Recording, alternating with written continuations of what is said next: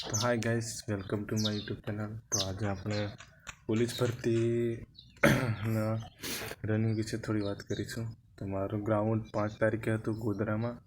તો તેનો અમે અનુભવ શેર કરું, કઈ કઈ ત્યાં સુવિધા છે રહેવાની, ખાવાની અને કઈ કઈ મુશ્કેલો આવે છે, તો તેના વિશે વાત કરીશું। તો આપણે 5 તારીખે રનિંગ હતું, તો કમ્પ્લીટલી આપણું રનિંગ પતી ગયું છે। તો આપણું રનિંગ એક બેસ્ટ ટાઈમિંગમાં પત્યું 21 મિનિટમાં। એની પાછળનું કારણ હતું કે 2 મહિનાની મહેનત તો હતી, રનિંગ કરવા જતા હતા એટલે કોઈ તકલીફ ન પડી। તો તમને હું બતાવી દઉં કે આપણે પીઈટી પીએસટીનું સિક્કો ફાઇનલી વાગી દીધો છે।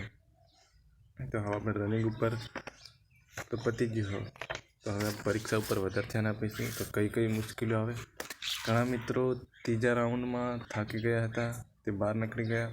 એના પછી અડધા મિત્રો એવા 9મા રાઉન્ડમાં નીકળી ગયા, કારણ કે ઠેકથી 1થી લઈને 9 રાઉન્ડ સુધી તો દોડ્યા, પણ પછીના 3 રાઉન્ડ હારી ત્યાં હાર માની લીધી, તો કારણ કે ઘણા લોકો તેમાં નીકળી ગયા। અને અમારો રાઉન્ડ કમ્પ્લીટ 7:30 વાગે આવી ગયો હતો, એટલે 8 વાગે અમારે પતી ગયું। તો બધા મિત્રો અમારે ટોટલ 200માંથી 108 છોકરાઓ બધા પાસ કર્યું, એટલે કોઈ જાતની તકલીફ જેવું હોતું નથી। અમારે 5 બેચ હતી, તેમાંથી ચોથી બેચ અમારે આવી હતી લાસ્ટ ટાઈમે।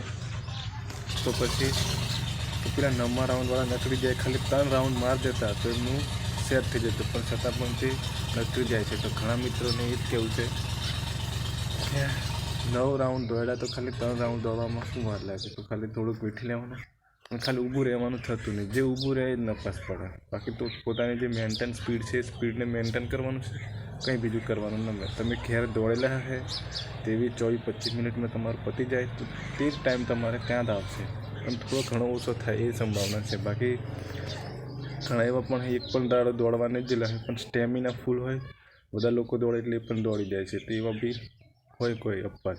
બાકી તો જે ઘરે દોડતા હોય, જે ટાઈમિંગમાં પતવાનું છે એ ટાઈમિંગમાં જ પતવાનું છે, જે પાસ થવાના જ છે। બાકી કોઈ બી વ્યક્તિને રોકવાનું નહીં, એટલે જે તમારું મહેનત કરેલ છે તમારે કોમન લાગે, કોઈ જાતનું નુકસાન થયું છે નહીં। તો આ થોડીક બાબત ધ્યાન રાખવા જેવી છે। અને બાકી બધા તમે વિડીયો દેખતા જ હોય એટલે કંઈ કહેવા જેવું છે નહીં મેં, તો કંઈક આપણો આવો અનુભવ હતો, તો ચાલો તમને શેર કરીએ। તો આપણું ગ્રાઉન્ડ હવે પતી ગયેલું છે, હવે જે છે એ મેન પરીક્ષા છે, કારણ કે 50% પાસ થાય એટલે અડધું કોમ્પિટિશન તો ન હરી જાય। બાકી તો પેલે 40%નો ક્રાઇટેરિયા છે, ત્યાં અડધી પબ્લિક ન હરી જાય। એટલે જે સિરિયસ કેન્ડિડેટ છે એ લાગી ગયેલા છે મહેનત કરવા, એટલે તમે પણ મિત્રો વહેલા રનિંગ પાસ કરી દો અને લાગી જાઓ। તો આપણે પણ હવે ફૂલ જ મહેનત કરવાની છે, કારણ કે આ બીજી વાર રનિંગ પાસ થઈ ગયું છે, તો હવે ફટાફટ આપણે એક સીટ બાકી જ કરવાની થાય। તો બસ આ હતો આપણો વિડીયો। તો તમારા ભાઈને લાઇક શેર અને સબસ્ક્રાઈબ કરજો। તો ફરી આપણે એવો કંઈ વિડીયો બનાવીશું માહિતીનો, એટલે બીજા પણ વિડીયો આવતા રહેશે, કારણ કે આપણે બ્લોગ ચેનલ બનાવેલી છે। પર્ટિક્યુલર આ ધ્યાન રાખવાનું એવું નથી, જે આવશે હું મિલતો જઈશ। તો બસ તમારો સપોર્ટ મને જોઈએ। તો જય હિન્દ, જય ભારત।